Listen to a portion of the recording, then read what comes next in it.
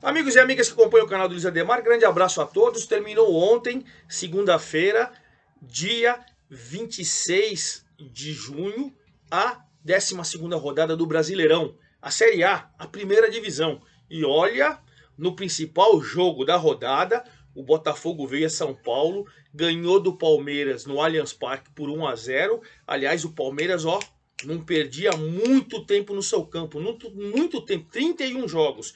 E o Botafogo venceu, disparou na liderança, abriu 7 do Grêmio. Porque com a vitória do Botafogo, ele não só abriu na liderança, como ele colocou o Palmeiras na 4ª colocação. O Palmeiras de vice-líder foi para a 4ª colocação. O Grêmio venceu em casa, é o segundo. O Flamengo, que venceu o Santos na Vila Belmiro, vazia, porque ele está punido, é o terceiro.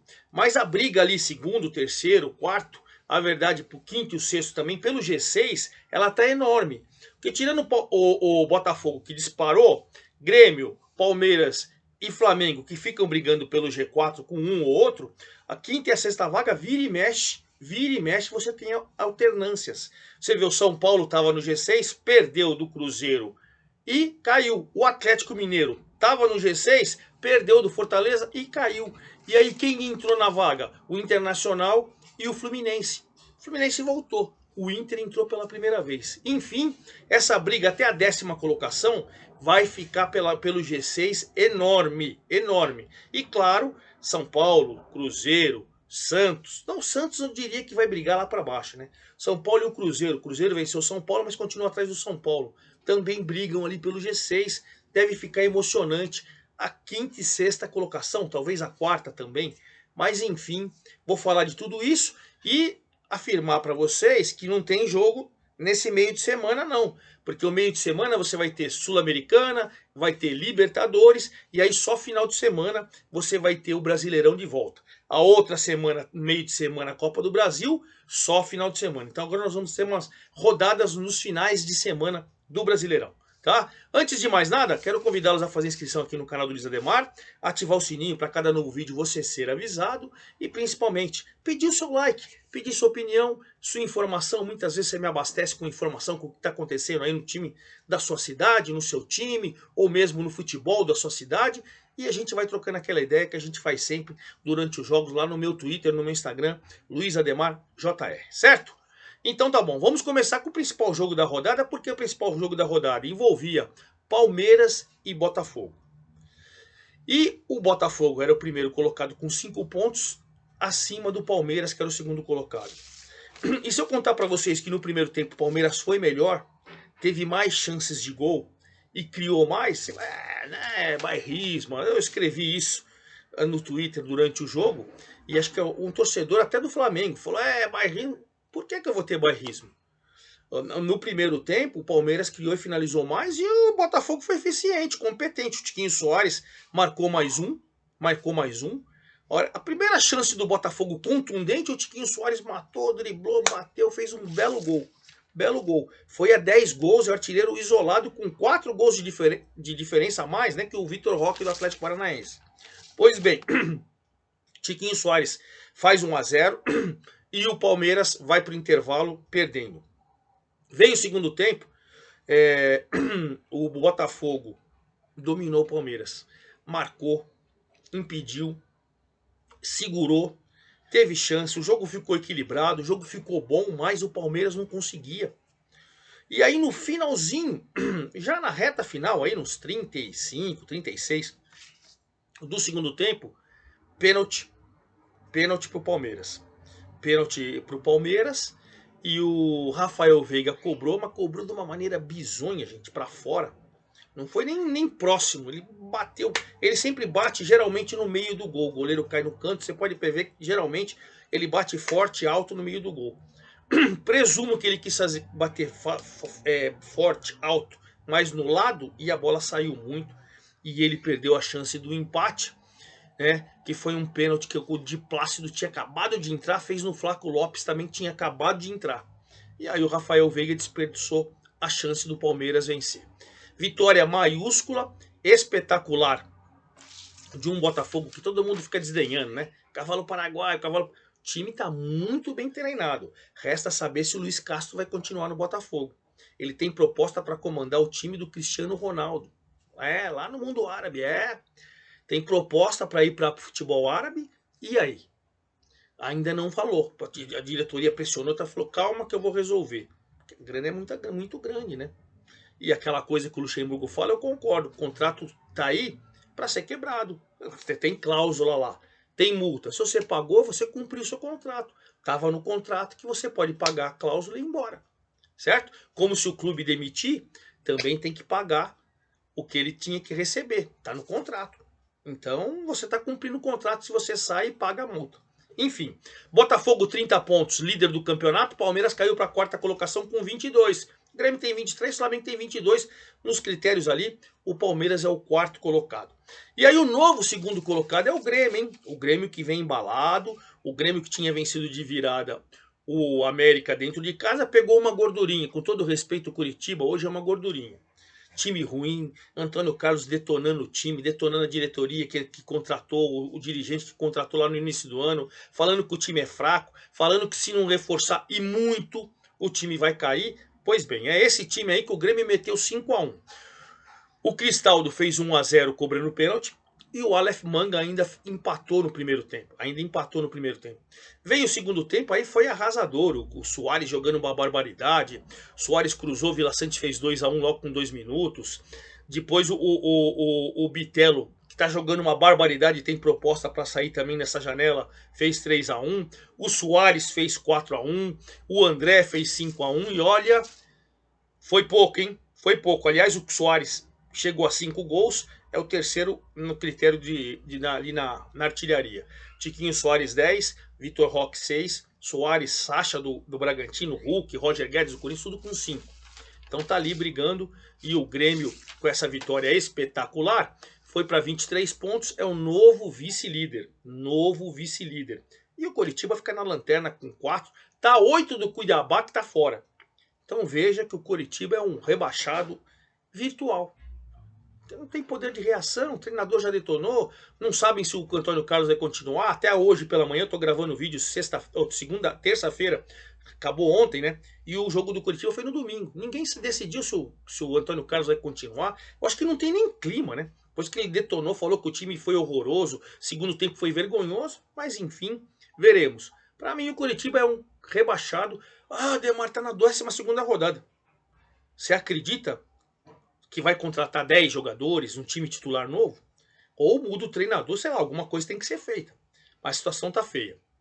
E o Flamengo, que é o terceiro colocado com os 22 do Palmeiras, mas nos critérios fica na frente, foi jogar com o Santos na Vila Belmiro. A Vila Belmiro sem ninguém, tá punido, né? Tá punido o Santos, com aquele jogo com o Corinthians, enfim, ele tá um mês punido até ser julgado definitivamente.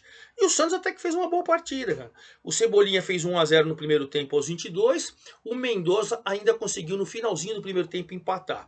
Aí o Everton Ribeiro, logo com 4 minutos do segundo tempo, fez 2-1, mas em seguida numa cobrança de falta, bate-rebate do goleiro, o uruguaio Rodrigo Fernandes empatou. Mas o Pulgar aos 12 fez 3-2. Aí o jogo ficou lá e cá, o jogo ficou aberto, com chance dos dois lados e tal. E o Flamengo ganhou do Santos, que vai dando preocupação para o seu torcedor, né? A saída do Odair Helma, toda aquela polêmica. O Turra chegou, mas não comandou o time ainda. Começou a treinar. O time vai começar, na verdade, nesta terça-feira que eu tô gravando o vídeo. Ele está começando a semana do Santos. Enfim, situação preocupante. Flamengo terceiro com 22, com o Palmeiras quarto com 22 também. Tá no G4 o Flamengo. E o Santos segue na 13ª colocação com 13 pontos. Mas tá só 2 do Goiás, que está na zona do rebaixamento. Tomar cuidado o Santos, hein? Tomar o cuidado do Santos. E a mudança no G6, o 5ª e a 6ª colocação, o Fluminense voltou, né? O Fluminense voltou com uma vitória de virada em casa. Mesmo poupando alguns jogadores por 2-1 em cima do Bahia. Por exemplo, o Ganso e o Cano foram poupados. O Fluminense. Aí você teve o Nino expulso com 36 do primeiro tempo. E quando o Nino foi expulso, com 25 mil pessoas ali no Maracanã apoiando, o Vinícius Mingotti já tinha feito 1-0 para o Bahia. Então veio para o segundo tempo o Fluminense com um jogador a menos. Isso é difícil de acontecer, por isso que eu gosto de enfatizar. Com um jogador a menos, o Fluminense veio E a fragilidade do Bahia do Renato Paiva tinha vencido o Palmeiras, cara. Tava naquela empolgação, um a mais, vencendo. Segundo tempo, em 3 minutos, o Lele aos 3 fez 1-1 e o Gabriel Pirani aos 6 fez 2-1. E aí o Bahia não conseguiu mais nada, uma vitória de virada de um time com 1 a menos. É vergonhoso pro Bahia, né? Fluminense é o novo quinto colocado com 21 pontos. O Bahia segue na 14ª colocação com 12 pontos, a 1 à frente do Goiás. Também preocupando por zona de rebaixamento, hein? Preocupando por zona do rebaixamento. E fechando o G6, pela primeira vez aparece o Internacional do Mano Menezes. Quase caiu. Esse time é ruim, papapá. De repente, a diretoria prestigiou o Mano. Não, a gente tem time, vai reagir, vai reagir. Tá reagindo mesmo. Tá reagindo mesmo. O trabalho vai indo de vento em popa. O Internacional, nessa rodada, foi jogar com o América em Belo Horizonte, no Independência, e ganhou de virada. O América com o Juninho fez 1-0 no primeiro tempo. E aí, no segundo tempo, o Jean Dias de letra, um lindo gol, fez 1-1, lindo gol. O alemão, no finalzinho do jogo, virou. Situação complicada para o Wagner Mancini no América, hein? E o torcedor tá meio que abandonando o América, por 2.249 só lá no Independência. Então, sem torcida apoiando, time não é tão forte assim. Situação incômoda, zona de rebaixamento, enfim.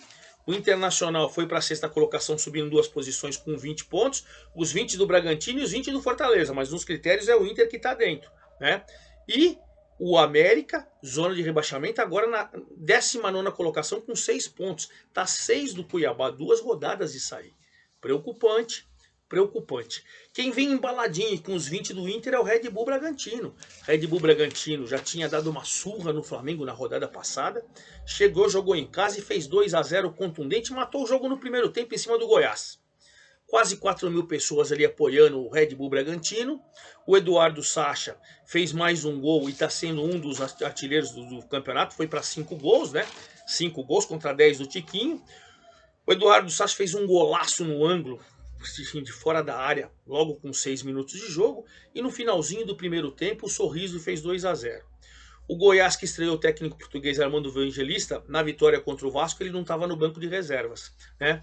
E aí, o Pedro Caixinha, no duelo dos portugueses, venceu o Armando Evangelista. Bragantino, 7º colocado com os mesmos 20 do Inter. E aí, o Goiás está na zona do rebaixamento, é o 17º com 11.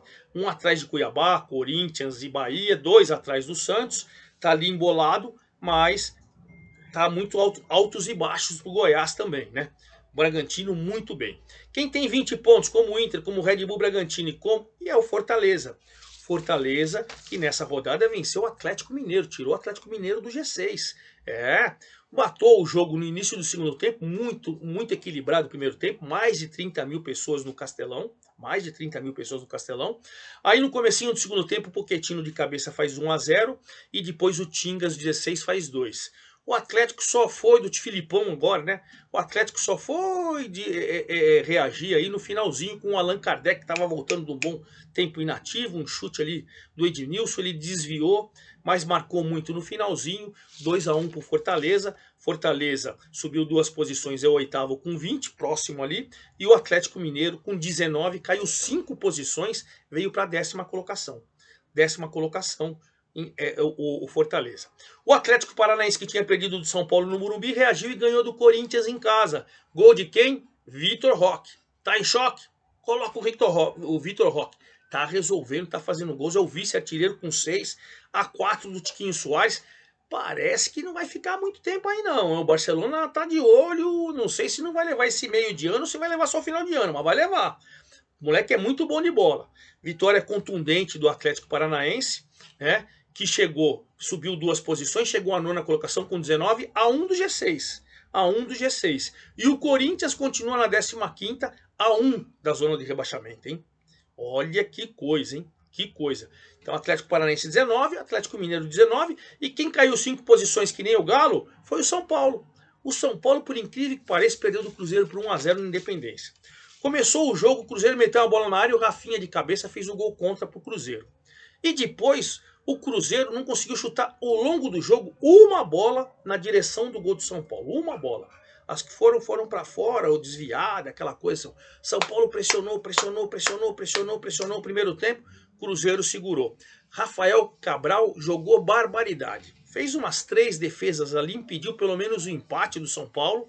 Enfim, com quase 18 mil pessoas no Independência, a torcida do Cruzeiro pressionou, a torcida do São Paulo também, mas o Cruzeiro conseguiu uma vitória. Olha que o Pepa estava pressionado, vários jogos sem vencer, pressionado ali, e o Cruzeiro, mesmo sem jogar bem, o São Paulo foi superior, finalizou, criou, teve mais posse de bola, mas não importa. A vitória foi do Cabuloso. Cabuloso, apesar de vencer, é o 12º com 17. O São Paulo caiu 5 posições, saiu do G6, é o 11º com 18. A 2 no G6, mas essa briga vai ficar lá e cá, eterna. O Cruzeiro agora com essa vitória, com 17, fica a 3 também do G6, entra novamente na briga, porque estava muito abaixo depois daquele sucessivos resultados negativos. Santos, 13º, perdeu para o Flamengo 13, o Bahia, que perdeu para o Fluminense 12, o Corinthians, que perdeu para o Atlético 12, e ontem à noite, finalizando, o Vasco, que não pode levar a torcida, jogou no Luso Brasileiro. Fechadinho, o Luso Brasileiro, não pode que nem o Santos, está 30 dias punidos preventivamente, depois vai ter a punição maior, quanto tempo, quantos jogos, enfim. Jogou no Luso Brasileiro e no segundo tempo, mesmo suando, o Vasco venceu, voltou a vencer. Gol do Jair cobrando falta, ou cobrando pênalti. A verdade é que o jogo foi muito ruim, gente. Muito ruim, mas não importa, o Vasco venceu. E mesmo vencendo, ele subiu da 19ª para a 18ª colocação com 9 pontos. Está a 3 de sair, está na zona do rebaixamento, a 3 de sair. E o Cuiabá, com 12, é o primeiro fora da zona do rebaixamento, um só acima do Goiás. Então Cuiabá, claro, tem que se cuidar muito para não cair. O artilheiro é o Tiquinho Soares com 10, falei para vocês. Vitor Roque tem 6, com 5 o Sacha do Red Bull Bragantino, Soares do Grêmio, Hulk do Atlético Mineiro e o Roger Guedes do Corinthians. Vamos rapidamente para a próxima rodada, que agora é final de semana. Sábado, São Paulo e Fluminense. São Paulo precisando vencer para tentar voltar para o G6 e o Fluminense precisando vencer para entrar no G4, ele é o 5º colocado. Duelo brigando ali, todo mundo ambicionando as primeiras posições. Sábado, 16 horas no Morumbi. 18h30, o Flamengo joga com o Fortaleza no Maracanã. Duelo também a mesma coisa, o Flamengo no G4, né, tentando ficar próximo do Botafogo, enquanto o Fortaleza precisa da vitória para voltar para o G6. Jogo também na parte de cima da tabela. Às 18h30 do sábado, o Bahia pegando o Grêmio. Bahia desesperado, 12 pontos, se perde, corre risco de entrar na zona do rebaixamento, vai enfrentar um Grêmio vice-líder, né? Vice-líder e ambicionando se aproximar do Botafogo. Jogão também. E 21 horas do sábado, Internacional e Cruzeiro. Internacional assumiu uma vaga no G6, é o 6º colocado, joga com o Cruzeiro, que venceu São Paulo, e se vencer, chega aos mesmos 20 do Inter. Briga também pela parte de cima da tabela. 21 horas de sábado. No domingo, 11 da manhã, duelo paulista Red Bull Bragantino, Corinthians e Red Bull Bragantino, que o jogo é em Itaquera.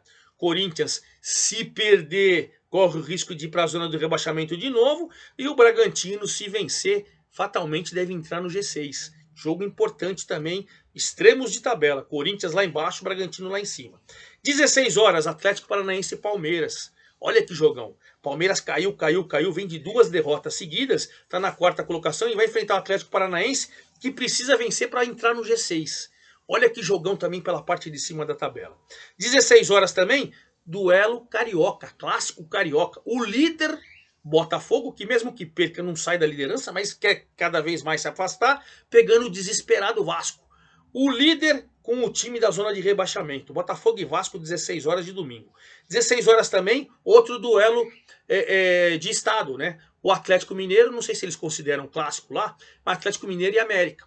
Eu acho que dá para falar que é clássico, 2 times de primeira divisão. O Galo querendo voltar para o G6, né? Querendo voltar para o G6, e o América querendo sair da zona do rebaixamento. Mas mesmo que vença o Galo, o América não sai. Então olha que situação desesperadora. Pro Atlético é entrar no G6. Pro América tentar ficar cada vez mais próximos dos times que estão fora do Z4. Aí às 18h30, Cuiabá e Santos. Jogo do desespero. Cuiabá, 12 pontos, Santos com 13. Quem perder corre o risco de ir para a zona do rebaixamento, cara. Dependendo da combinação de resultados. Domingo, 18h30. E na segunda a gente encerra com o Goiás e o Curitiba, duelo de zona de rebaixamento. Goiás 17º, Curitiba 20º. Duelo do desespero, mas o Goiás, se vencer, dependendo dos resultados, ele pode sair e empurrar outro time. Certo? É isso aí, e aí na próxima terça-feira eu volto com todos os detalhes da 13ª rodada do Brasileirão para você. Um forte abraço, até lá!